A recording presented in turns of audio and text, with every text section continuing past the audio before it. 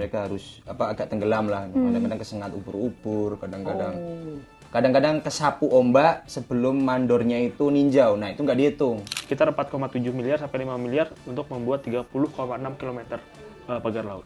Tadi 420.000 per meter per kelompok kita hitungnya. Kalau 30.000 kilo berarti sekitar 12,6 miliar. Nah, itu buruhnya aja tuh. untuk buruhnya, untuk ongkos buruh ya. Kita pukul rata segitu, Pak. Iya. Itu kira-kira warga penelayan mana yang punya duit segitu? Warga masyarakat mana ya punya anggaran segitu. Mending buat nyalek, Mas. Nah, mending buat nyalek ya kan.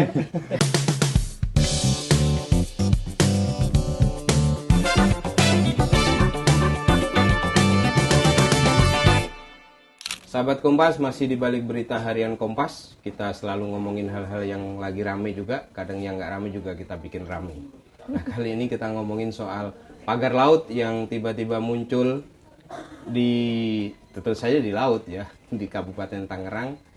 Ada Mas Fahri sudah hadir di sini. Ini fotografer Kompas yang sempat main-main ke sana. Lalu Mas Pandu Wiyoga dari Des Investigasi dan Jurnalisme Data. Lalu masih ada Mbak Sari yang nemenin saya selalu. Terima kasih Mbak Sari.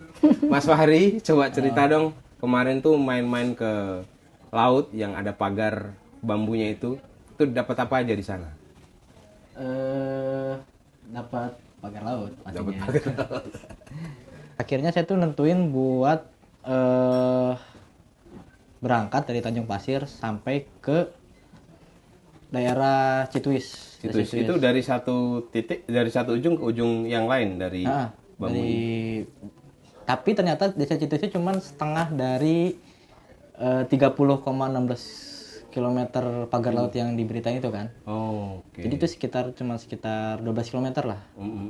Nah, akhirnya berangkat lah dari pelabuhan Tanjung Pasir itu berangkat. Itu belum ada pagar lautnya, belum kelihatan. Nah, ketika udah ngelewatin pelabuhan Tanjung Pasir, baru kelihatan pagar lautnya. Emang kalau saya lihat tuh emang udah masif banget. Masif banget tuh. Jadi pas motret pagar laut itu agak sulitnya itu karena kapal saya itu kan agak gede ya. Kapal yang disewa. Yang disewa saya itu kan agak gede, bukan kapal nelayan yang kecil. Jadi nggak bisa terlalu dekat ke pagar laut. Takutnya si kapalnya ini nabrak atau apa gitu, nyangkut atau apa gitu. Akhirnya ya harus agak jauhan. Jadi saya pakai lensa tele buat nge-zoom. Tapi di luar nelayan ada nggak aktivitas orang yang masih kerja untuk masang pagar waktu itu? Nah, itu nggak ada. Nggak ada. Selama perjalanan aku dari Tanjung Pasir sampai ke pelabuhan Cituis itu nggak ada, udah nggak kelihatan. Nah, kenapa sampai pelabuhan Cituis? Karena aku tuh pengen ngeliat yang spanduk yang di KPP itu ya, spanduk PSDKP. PSDKP KKP, yang di ya. Segel. Ini di segel. Pengen lihat si spanduknya. Spanduk isinya apa? Spanduknya ya larangan tidak boleh Lokasi ilegal dan segel lain-lain. gitu ya. Segel. Nah, selama keliling itu sambil motret-motret, suasananya gimana? Apakah aman aja atau ada semacam ancaman atau sejenis itu? Selama ini aman aja sih, Mas. Selama ini aman aja sih, dan kayaknya nelayan-nelayan pun nggak risih gitu dengan keadaan kita gitu ya. Dan ya biasa aja gitu, motret. Mereka pun ya welcome aja gitu. Motret apa, Mas? Ini pagar laut. Oh iya, pagar laut. Nah, aku ketemu beberapa nelayan juga yang dia sebenarnya akhirnya curhat juga gitu tentang si pagar laut ini. Apa itu curhatannya tuh? Kayak dia jadi susah dapat ikan dan lain-lain. Terlebih kalau misalkan dia tuh nelayan yang dia perahunya kecil dan dia tuh nelayan jaring.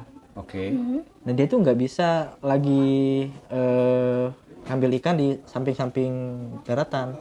Dia harus ke tengah laut itu, ngelewatin si pagar laut itu. Karena terhalang oleh pembatas pagar laut ini ya. Satu, katanya udah susah ikan. Yang kedua itu ya kalau misalkan dia ngejar di sana nyangkut ke pagar dan lain-lain. Akhirnya bisa habis BBM katanya, bisa lebih karena terlalu jauh ke tengah laut. Mas Pandu, di luar itu ada nggak hal lain yang lebih menarik gitu? Jadi saya ke sana itu kalau Fahri itu udah dari pagi, saya baru siang. Cuman awalnya saya ketemu sama Fahri ini ada apa sih namanya kalau pengemudi kapal itulah. Setelah dia mendarat kan, ada info bahwa dia ini tahu siapa yang memasang pagar laut itu. Nah, jadi kami diajaklah ke kampung pengemudi kapal itu. Nama kampungnya Gagah Sukamana di situ. Desanya masih Tanjung Pasir kayaknya. Pokoknya daerah situlah masih dekat, dan ternyata sampai situ ada kejadian lagi, yaitu banjir. Kampung itu direndam banjir gitu. Nah, sampai ke sana ya ngobrol-ngobrol lah sama warga. Memang banjirnya itu juga ada hubungannya dengan penimbunan proyek di situ. Waktu itu ada empang warga di situ ditimbun untuk proyek itu, lalu dibikin perumahan lah untuk pemindahan warga dari tempat lain. Akhirnya warga yang lama ini banjirnya kena dia gitu. Nah, warga yang kena banjir inilah juga yang mayoritas yang terlibat memasang pagar laut itu. Jadi apa hubungannya banjir dengan pagar laut itu kira-kira? Oke, jadi warga ini bilang dulu mereka itu nelayan, dan dulu mereka itu punya empang. Setelah ada proyek besar di sekitar situ, mereka nggak bisa jadi nelayan lagi. Maka mereka beralih jadi kuli bangunan dan akhirnya terpaksa menerima pekerjaan memasang pagar laut itu. Gitu. Bayarannya setara atau worth it nggak? Sepadan nggak dengan menjadi nelayan? Kalau kata aku jujur aku nggak nanya itu ya Mas. Apakah seberapa banyak waktu nelayan, seberapa banyak waktu pasang pagar laut? Tapi bagi mereka ya yang penting kan mereka menyambung hidup ya. Karena sehari-hari mereka sebenarnya kuli bangunan. Setelah mereka tidak lagi menjadi nelayan, mereka menjadi kuli bangunan. Dan dari relasi kuli bangunan itulah mereka mendapat job untuk menancapkan bambu-bambu itu gitu, yang dikerjakan mereka. Nah, konon ada yang bilang itu swadaya nelayan. Padahal mereka nggak punya uang lagi. Enggak sih, kayaknya nggak mungkin ya. Nggak mungkin ya. Kalau dari temuan kami ya, yang di desa itu, di kampung itu, kan mereka bilang satu kelompok itu terdiri dari 7 sampai 10 orang. Dan mereka tuh ada target-target tertentu. Misal bulan ini dikasih 100 meter sama si mandornya itu. Nah, per meter 7 sampai 10 orang ini dikasih uang 420.000 per meter. Oke. Dibagi 7 sampai 10 orang ya, satu kelompok segitu. Nah, di kampung itu ada banyak kelompok itu, dia bilang ya mungkin ada belasan lah kelompok. Jadi ada ratusan orang mungkin ya, atau puluhan atau ratusan orang yang terlibat membangun pagar itu. Sejak 2022 kalau kata 3 narsum kami yang kami wawancara secara terpisah ya gitu. Artinya udah 2 tahun mau ke 3 tahun ya. 2022 ya, sekitar itu. Oh, lama juga. Jadi selama itu juga mereka sudah tidak bisa melayan, menjadi nelayan. 2016 akhirnya mereka kehilangan pekerjaan itu katanya mulai itu.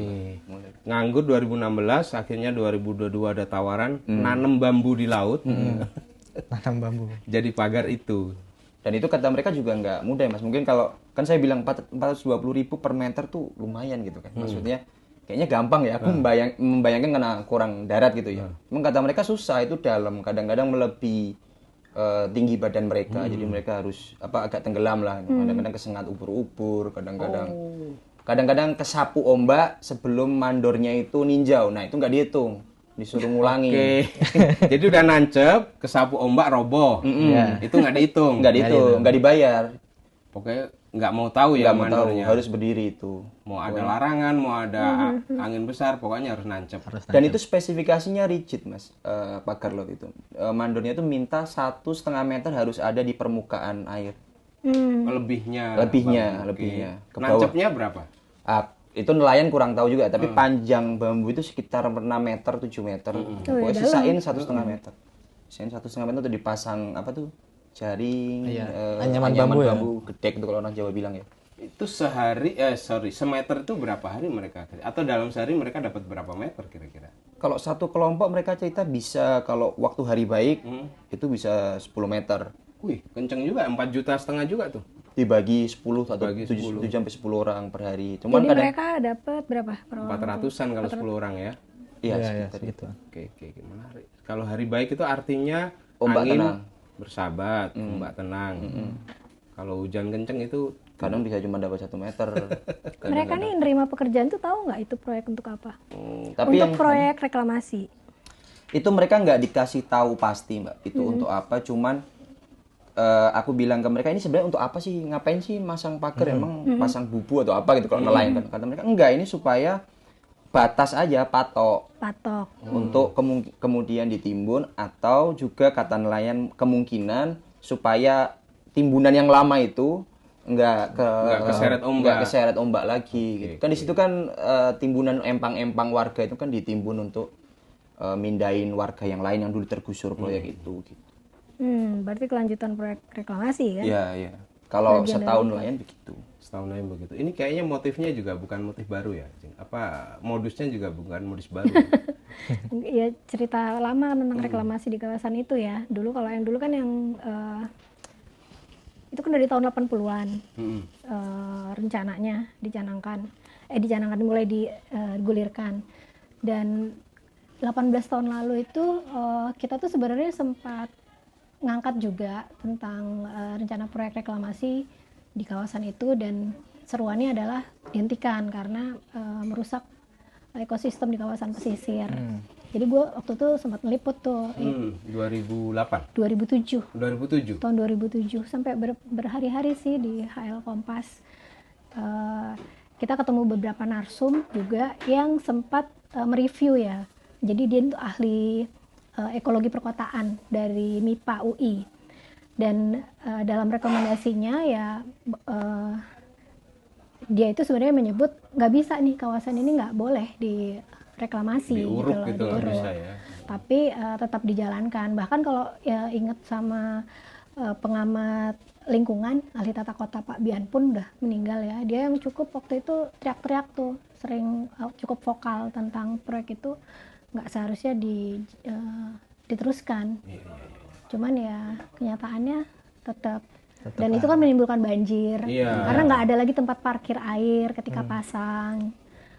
Itu ada satu kampung mangrove yang, rusak. Satu kampung yang banjir 2 hari nggak surut-surut ya. Iya. Itu setiap hujan 1-2 jam, 2 jam aja tuh udah banjir. keringnya 3-4 hari. Betul. Oh. Setinggi lutut orang dewasa lah. Jadi ini masalah yang ya itu udah 20 tahunan kan berarti terjadi terus-terusan. Sekarang ini proyek reklamasi lanjutannya kan terusannya. Oke. Dan ternyata nimbulin masalah juga. Dan ini kan kemudian pemerintah minta ini harus dibongkar dalam 20 hari. Iya. Sementara ini sudah dibangun sejak tahun 2002. 2022. 2022. Memungkinkan nggak itu dalam 20 hari dibongkar? Ya kalau pakai alat pemerintah mungkin ya, maksudnya kalau merobohkan kan lebih mudah. Ya mungkin bisa sih Mas kalau kataku ya. Dengan tadi ada disebut markas TNI AL dan sebagainya, itu kan nggak tahu dan selama itu rentang waktunya gitu. Oke. Ini ada temen yang Sari, Mas Rama itu tahu lebih banyak bagaimana misalnya bambu-bambu itu dialirkan ke laut. Kayaknya perlu kita ngajak Iya, dia kita ya. ajak Rama Mas ya. Fahri gantian tempat duduknya sama Mas Rama ya. Terima kasih. Thank you Thank you. informasinya. Sahabat Kompas nih sudah hadir Mas Rama. Mas Rama ini sudah lama liputan juga tentang pagar laut itu. Nah, tadi udah diceritain bahwa pagar itu baru sebatas ada larangan bahwa ini ilegal dan harus dibongkar. Nah, kalau Mas Rama yang sudah sering atau beberapa kali ke sana, itu sebenarnya bambu kan tidak datang begitu saja. Ada nggak cerita-cerita bahwa bambu itu ternyata juga dibantu oleh warga setempat atau ada otoritas yang punya kekuasaan di situ? Sebenarnya pemasangan bambu laut ini sangat terstruktur ya, maksudnya ada pola kerjanya sendiri. Jadi saya dapat 2 tempat itu, yang pertama di Paku Haji, Kecamatan Paku Haji. Yang kedua di Kecamatan Kronjo, tepatnya di Pulau Cangkir. Nah, saya dapat terkait bagaimana pola kerja para pekerja yang sudah disebutkan oleh Mas Pandu tadi dari warga yang ada di Kecamatan Kronjo, di Pulau Cangkir itu. Jadi di situ disebutkan bahwa biasanya para pekerja itu akan datang atau bahkan menginap di situ untuk melakukan pekerjaan mulai jam 6 pagi sampai jam 16 sore, jam 16.00 ya, berarti jam 4 sore. Ngapain mereka? Tugas mereka itu ya tadi yang seperti dikatakan oleh Mas Pandu adalah memasang patok bambu tadi. Patok bambu itu memang sudah ditargetkan oleh mandor-mandornya untuk dipasang di laut. Kalau di Pulau Cangkir itu jaraknya dari pesisir sekitar 1 km. Oke. Artinya pekerja itu bukan dari warga sekitar, tapi dari Bukan. desa lain? Bukan, dari desa yang lain. Dari Pulau Cangkir itu bahkan beberapa desa, saya di 2 kecamatan tadi ya, pertama yang di Paku Haji dan juga di Kecamatan Kronjo itu tidak ada warga yang dilibatkan. Karena memang yang dibawa itu dari Tanjung Pasir dan di kawasan-kawasan seperti Serang dan juga di wilayah-wilayah Tanjung Kait. Nah, katanya Tanjung seperti itu. Kai itu Tanjung Kai jatuh itu di juga. Kabupaten Tangerang juga gitu. Nah, sebelum ke situ Mas Rama, nah bambunya itu gimana proses mendatangkan dari hutan bambu sampai dengan laut Ya, itu? loadingnya. Oh, loadingnya itu gimana? Jadi saya tanya dengan pengusaha bambu yang ada di Pulau Cangkir. Saya tanya lah, apakah memang bambu itu diambil dari warga sekitar sini atau tidak? Mereka kesal, tidak. Oh, Tidak diambil dari warga sekitar. artinya tidak punya dampak ekonomi, tidak berdampak secara Tidak ekonomi, berdampak Bang? ekonomi terhadap Pulau Cangkir karena memang saya di kawasan Pulau Cangkir itu. Terus bagaimana mereka memasok bambunya? Ternyata mereka yang kesal, warga-warga yang kesal ini bilang setiap malam ketika pekerja itu mesen barang gitu, misalnya kan untuk memasang bambu kan mereka harus pesan dulu berapa bambu yang dibutuhkan gitu kan. Jadi dipesan, ditelepon, kemudian baru datanglah bambu itu dari entah dari mana begitu melewati jalan desa. Jalan desa itu lebarnya paling cuma sekitar 2,5 meter begitu. Dan bambu itu dibawa dan diangkut dengan truk dan mobil bak terbuka. Truknya truk apa? Truk Ya, umum mobil- atau punya aparat atau? Enggak, truk biasa. Truk biasa, oke, oke. Tetapi memang untuk sampai ke lokasi pemancangan bambu itu hanya melewati satu akses jalan desa. Di akses jalan desa itu di kanan kirinya ada kantor aparat. Aparat itu Apa aja? TNI AL, Koramil dan juga Ditpol Air. Pol Air. Pol air. Pol Air. Memang itu kan karena di kawasan wisata ya, jadi memang di situ ada kantor-kantor juga aparat ada di situ. Berarti mestinya mereka tahu dong. Kalau warga bilang ya tidak mungkin tidak tahu, karena itu adalah akses satu-satunya jalan menuju ke lokasi pemancangan Oke, bambu oke, oke. begitu. Waktu ditanyain, Saya belum sampai Sampai tanya ke ke sana, sana. tetapi saya sudah tanya ke Kakor Pol Airut, menyatakan bahwa ini bukan kewenangan kami. Oh, mereka tahu tapi tidak punya kewenangan. Ini bukan kewenangan kami, ini adalah kewenangan KKP. Jadi silakan dikonfirmasi ke pihak jadi nggak mau ngomong. seperti itu. Kalau soal tahu tidak tahu ya mungkin tahu ya, karena memang akses jalan menuju ke lokasi pemancangan itu ya cuma itu aja, tidak ada jalan lain gitu. Iya, iya. Jadi ini makin jelas ya sebenarnya ya, siapa yang punya gawe, siapa yang dipekerjakan, dan kira-kira untuk apa gitu ya. Nah, Agung Sedayu itu udah ngeluarin rilis, press release bahwa itu swadaya masyarakat. Itu berapa ratus bambu kalau dihitung kira-kira? Karena saya sudah punya tugas kemarin oleh redaksi untuk ngitung secara presisi begitu ya, berapa jumlah bambu yang dibutuhkan untuk pemasangan pagar laut itu. Jadi kalau kita hitung dari dekat, kebetulan kita dapat sewa kapal nelayan, jadi memang bisa sangat dekat lagi dengan lokasi pemancangan bambu itu. Di 1 meter itu dibutuhkan sekitar 10 bambu. Yang pertama untuk bagian kanan, bagian penopangnya, 3 bambu. Kemudian ada wilayah sikunya itu harus ada silang untuk penguat. Kemudian ada anyaman di atas, dan kemudian di atasnya lagi ada pasir, karung pasir yang memang untuk istilahnya untuk supaya tidak terombang-ambing oleh gelombang laut gitu. Jadi itu dibutuhkan sekitar 10 bambu. Nah, satu bambunya itu sekitar 10.000 sampai 12.000. Itu yang di eceran ya Mas ya. Yang di pengusaha bambu itu yang saya tanyakan, 10.000 sampai 12.000 untuk 7 meter, untuk 6 meter sampai 7 meter bambu. Panjangnya. Panjangnya. Ya? Itu diameternya 7 cm, diameter bambu itu 7 cm. Nah, kemudian untuk anyaman yang di atas itu sekitar 45.000. Kemudian dia menggunakan tali tambang untuk pengaitnya, tali tambang itu, kemudian juga ada namanya paranet ya, waring. Waring itu harganya sekitar 5.000 per meter. Jadi kalau kita kalkulasikan itu dibutuhkan dana sekitar 4,7 miliar sampai 5 miliar. Itu di luar pekerja ya. Itu hanya bahan baku untuk pembuatnya. Sekitar 4,7 miliar sampai 5 miliar untuk membuat 30,6 km pagar laut. Buset. Dana masyarakat. Dan itu swadaya masyarakat. Mending beli beras daripada mending beli bambu. Dan di situ juga tidak hanya orang yang digunakan, tapi juga ada alat berat. Jadi warga di sekitar Pulau Cangkir itu menunjukkan, ada video nih Mas, video yang menunjukkan bahwa alat berat itu dibawa dengan tongkang atau dengan itu untuk ke tengah laut yang 1 km dari pesisir. Dia untuk memperkuat tancapannya gitu. Bahan baku sekitar 5 miliar. Kalau sama pekerja bisa belasan ya. Bisa belasan ya. Itu bambunya aja kalau 1 meter 10 bambu, ini kan ada taruhlah 30 kilo ya. 30,6. Itu udah 300.000 bambu. Karena kalau 1 meter, 1 kilonya udah 10.000 toh? Iya. Dikali 30. Iya. Belum ongkos ya. Tapi Belum mereka ongkos dan segala buruh yang dipekerjakan itu berapa tadi? Ininya? 420.000 per meter per kelompok kita ngitungnya. Kalau 30.000 kilo berarti sekitar 12,6 miliar. Nah, itu buruhnya aja tuh. Untuk buruhnya, untuk ongkos buruh ya. Kita pukul rata segitu kan. Iya. Itu kira-kira warga penelayan mana yang punya duit segitu? Warga masyarakat mana ya punya anggaran segitu. Mending buat nyalek Mas. Nah, mending buat nyalek ya kan. Jadi kalau dirunut dari yang tahun 2007 atau 2008 tadi sampai sekarang ini sebenarnya keberlanjutan ya. Keberlanjutan. Ya nggak gimana apa mau di cancel gitu ya. Iya. Itu Kira-kira apa yang terjadi nanti endingnya? Sekarang juga begitu. Kira-kira ini endingnya gimana nih? ya bisa jadi lanjut sebenarnya. Oh, lanjut terus ya. Tinggal dilegitimasi. Sekarang kan dibilang apa? Ilegal ya pemasangannya. Nggak, kalau dari Mas Pandu yang di lapangan nih, kira-kira biar itu menjadi legal, sebenarnya langkahnya sesulit apa atau semudah apa? Ah, nggak tahu Mas kalau itu. Tapi apa ya?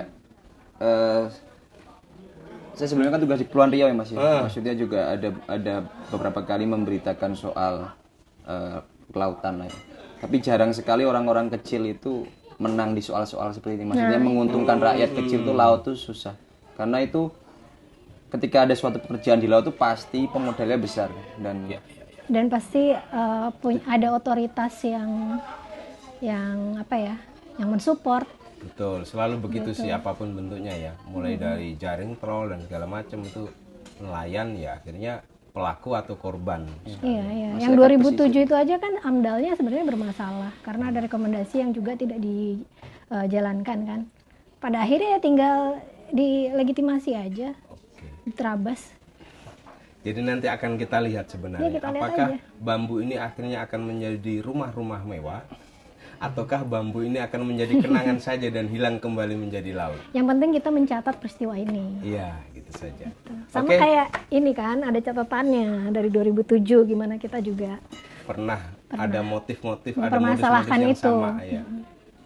Sip, cukup ini. Oke, sahabat Kompas, itu tadi omongan ringan soal bambu yang ternyata nilainya miliaran rupiah dan tidak mungkin dilakukan oleh nelayan yang sudah lama tidak melaut. Sampai ketemu lagi di balik berita Kompas. Dah.